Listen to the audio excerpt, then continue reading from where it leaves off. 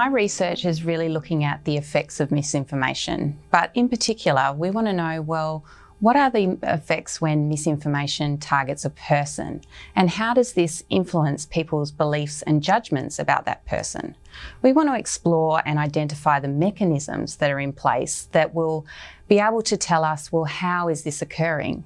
And by identifying these mechanisms, we can learn to combat and counter the effects of misinformation.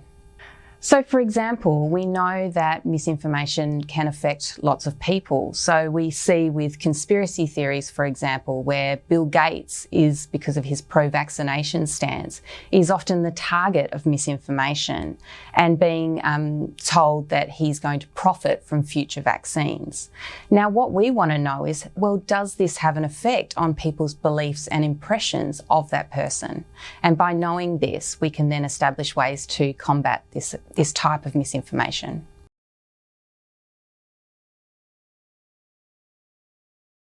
Okay, so we use a novel experimental task and it's all performed online. And the reason we did that is we not only wanted to seek local participants, but we wanted to get participation internationally.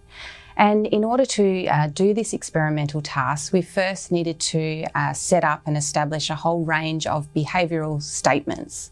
And these behavioural statements were rated by participants on how they were able to influence people's impressions of that person. By using this behavioural stimuli, we could then feed into our experimental task.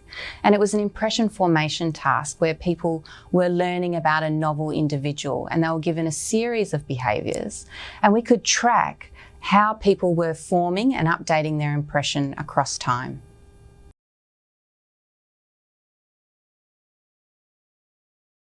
So we live in a hyper-connected world, and so as the use of digital media grows, so does the level of misinformation.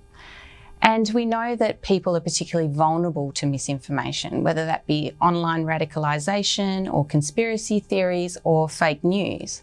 I mean, take the example of Bill Gates, whose pro-vaccination stance has really made him a target of anti-vaccination campaigners.